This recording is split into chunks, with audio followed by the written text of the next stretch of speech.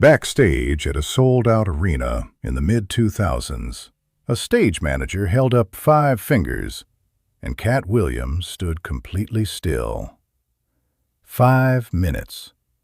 That was the number written on the schedule, the number called out through headsets up and down the hallway, the number that meant the lights would soon shift, the introduction would begin, and 20,000 people sitting in the dark would turn their attention toward a single curtain at the edge of the stage. For most of the people working that night, the crew, the production team, the venue staff, 5 minutes was just another number on a long list of numbers that made up the show. For Katt Williams, standing in that hallway, it was something else entirely. He had spent years building toward a moment like this one, and now it was 5 minutes away. To understand what those 5 minutes meant, it helps to understand what an arena stand-up special represented in the comedy world of the mid-2000s, and what it took for a comedian to arrive at one. By this point in his career, stand-up comedy had reached a kind of turning point in terms of scale.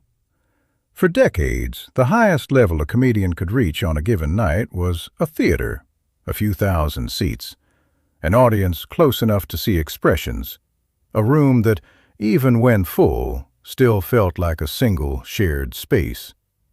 Arenas were different. Arenas were built for concerts, for sporting events, for spectacles involving dozens of performers and massive production. For a stand-up comedian, one person, a microphone, and a stage, to fill an arena was something that happened rarely. And when it did happen, it marked a comedian as having crossed into a category that very few people ever reached. The jump from theater to arena wasn't just a jump in numbers. It was a jump in everything. The sound had to travel further. The lighting had to reach further. The energy a single performer generated on stage had to somehow fill a space built to hold the noise of a full stadium crowd. A joke that landed perfectly in a 1,500-seat theater could disappear into nothing in a room built for 20,000 if the performer didn't know how to project not just their voice, but their presence across that distance. Comedians who had spent their entire careers in clubs and theaters sometimes found, the first time they stepped onto an arena stage, that everything they knew about timing and rhythm had to be relearned, recalibrated for a room that didn't behave like any room they'd performed in before. The technical side of an arena show reflected that difference as well. A club show might involve a single microphone, a small sound system, and lighting that consisted of little more than a few spots aimed at a small stage. An arena show was an entirely different undertaking. Banks of speakers positioned throughout the building to make sure sound reached the upper sections at the same volume and clarity as the floor. Massive lighting rigs suspended from the ceiling. Video screens large enough to show a performer's face to people sitting hundreds of feet away. None of that existed to make the comedian look bigger for its own sake. It existed because a room that size required it, because without it, most of an arena crowd simply wouldn't be able to see or hear what was happening on stage. For a comedian used to performing close enough to a crowd that none of that was necessary, walking into a building equipped for all of it was its own kind of adjustment, one that had nothing to do with material and everything to do with scale. For Katt Williams, the road to this night had been long, and it had not been a straight line. He had spent years in clubs that held a few hundred people, sometimes fewer, rooms where he learned to read a crowd from a few feet away, where the relationship between performer and audience was almost intimate, where a joke could be adjusted in real time based on a single person's laugh in the front row. Those years mattered. They were where his voice had been built, sharp, observational, unlike anything else in comedy at the time. But nothing about those rooms had prepared him, not really, for what it would feel like to stand in a hallway with 5 minutes on the clock, knowing that on the other side of a curtain, an arena full of people were waiting specifically for him. Those club years had their own rhythm, one he had come to know completely. A typical night might mean 2 or 3 sets in different rooms, driving between venues, performing for crowds that ranged from a few dozen people to a few hundred, adjusting constantly to rooms with bad sound systems, low ceilings, audiences seated close enough to see every expression. In rooms like that, success or failure was immediate and personal. A joke either worked, in that moment, for those people, or it didn't. And there was no scale to hide behind, no production to soften the edges. That kind of work built something in a performer that couldn't be taught any other way. An instinct for timing, for reading a room, for knowing exactly how long to let a pause sit before delivering the next line. It was a foundation built one room at a time, over years, in spaces most audiences would never think twice about. What it hadn't built, because nothing could, was any sense of what it would feel like to take all of that, all of those instincts honed in small rooms, and apply them to a room that held more people than some of the towns he had performed in. There was no way to rehearse for that. There was no smaller version of an arena that a comedian could practice in first. The only way to find out what it felt like was to walk out into one, which was exactly what was about to happen in just a few minutes on the other side of that curtain. The hallway itself was unlike anything in those earlier years. Arena backstage areas in the mid-2000s were enormous utilitarian spaces. Wide concrete corridors built for moving equipment, lined with road cases stacked 3 and 4 high, lit by harsh overhead lights that buzzed faintly with the building's electrical hum. Crew members moved through these hallways with the practiced efficiency of people who had done this dozens of times before in dozens of cities, each night following almost the exact same sequence of cues and countdowns. For them, this was simply another night on a tour. For Katt Williams, it was a night unlike any other he had experienced. Through the wall, faintly, he could hear it. Not individual voices, but the collective sound of an arena crowd settling in. 20,000 conversations happening at once produced a sound that didn't resemble any of those conversations individually.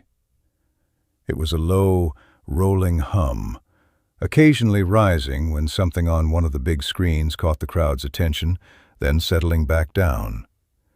It was the sound of a building full of people, and it was a sound that, in his years performing in clubs, he had never once heard from the other side of a wall, waiting to walk toward it. The stage manager's countdown continued in the background, 4 minutes, then 3, delivered in the same even, practiced tone used for every show on the tour. The tone of someone who had said these numbers so many times that they had long since stopped carrying any weight for the person saying them. But for Katt Williams, each number landed differently than it would have for anyone else in that hallway. Each number was a marker, counting down not just to a performance, but to a moment that represented years of work, condensed into a single night, in a single building, in front of more people at once than he had performed for in his entire career combined, multiple times over. What made those minutes different from ordinary pre-show nerves wasn't fear, exactly. He had performed enough times in enough rooms to know what nerves felt like, and to know that they almost always settled the moment he stepped into the light and started talking. This was something else, something closer to an awareness, sudden and complete, of exactly how far he had come, and exactly how much was riding on what happened in the next hour.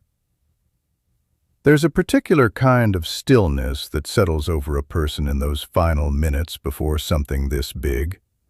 Not the stillness of calm, exactly, but the stillness of a person trying to hold steady while something enormous moves toward them. Standing in that hallway, with the countdown ticking down and the sound of the crowd rolling through the wall, Katt Williams wasn't pacing, wasn't running through material one more time, wasn't doing any of the things that might be expected from someone in his position. He was simply standing, still, taking in a moment that he had imagined, in some form, for years, and finding that the reality of it didn't quite match anything he had imagined.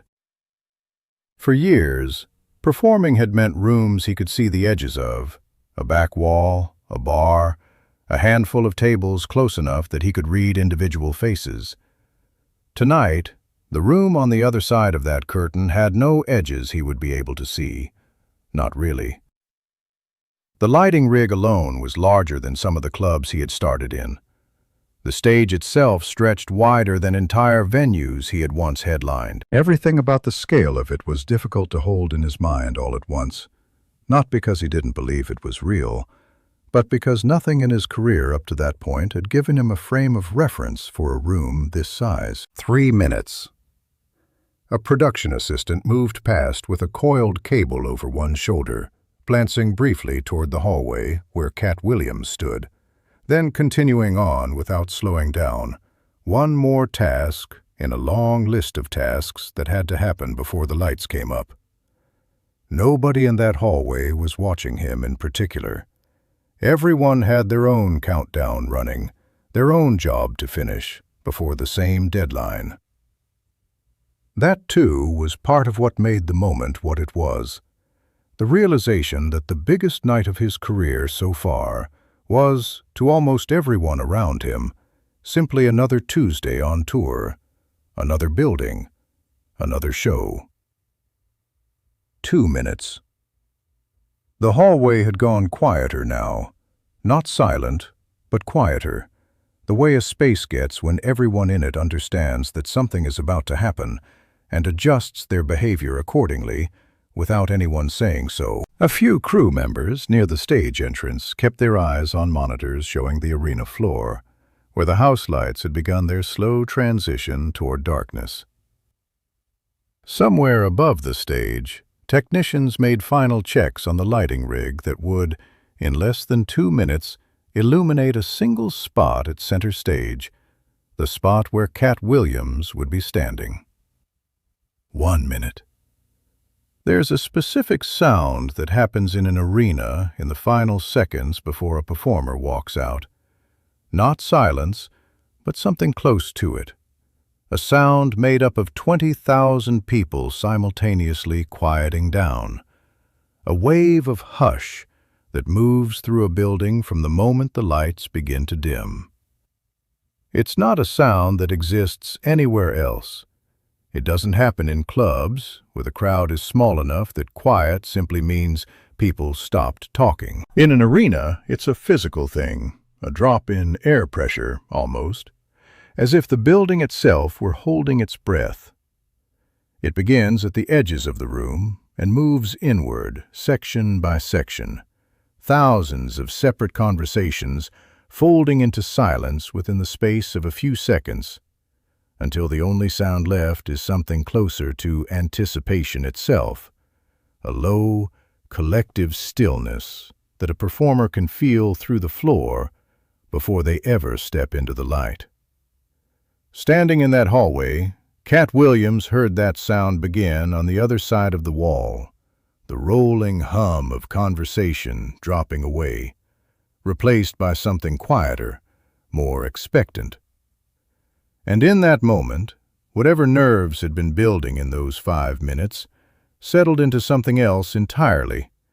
Not calm exactly, but readiness. The years of small rooms, the years of reading crowds from a few feet away, the years of building a voice that audiences and other comedians had come to recognize as something different.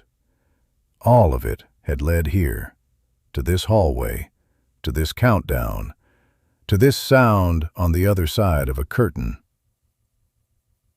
The curtain moved, the lights shifted, and Katt Williams walked out into a room larger than anything he had ever stood in front of before.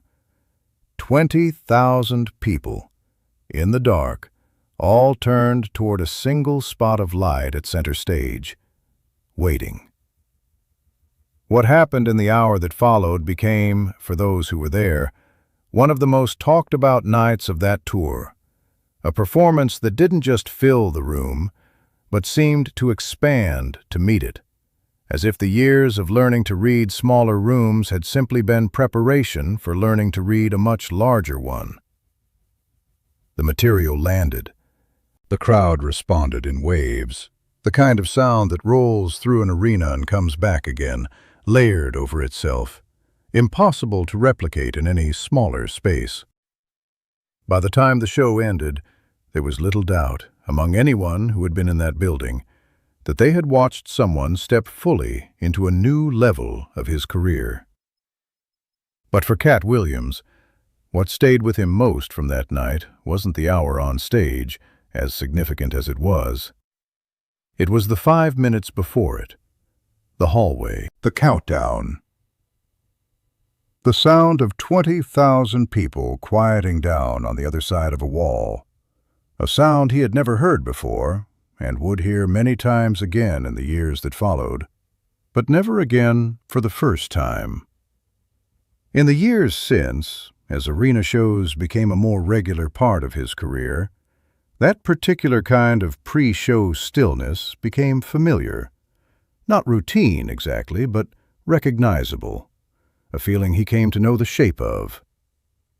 But that first time carried something the later ones didn't, the specific weight of not yet knowing what it would feel like, of standing in a hallway with a countdown running and an entire career's worth of smaller rooms behind him, about to find out, for the first time, what the biggest room felt like from the inside. What that night revealed about Katt Williams wasn't really about the performance itself. Performances, even remarkable ones, are part of what a comedian does, night after night, across a career. What it revealed was something quieter. The way he carried those 5 minutes. Not with bravado, not with the kind of performative confidence sometimes expected from someone about to walk into a moment that size, but with a kind of stillness, an honest reckoning with how far the road had been, standing quietly in a hallway, listening to a sound he'd never heard before, in the last few minutes before everything changed. Looking back now, what stands out isn't the arena itself, or even the show that followed. Both, by any account, were a success, the kind of night tours are built around. What stands out is the hallway, the countdown. 5 minutes, then 4, then 3, then the sound of 20,000 people going quiet all at once on the other side of a wall, waiting for someone they didn't yet know would change comedy in ways none of them could have predicted that night. That's the part of the story most people never heard. Not the show itself, but the 5 minutes before it. A hallway, a countdown, and a sound that for one comedian marked the moment everything he had worked toward became real.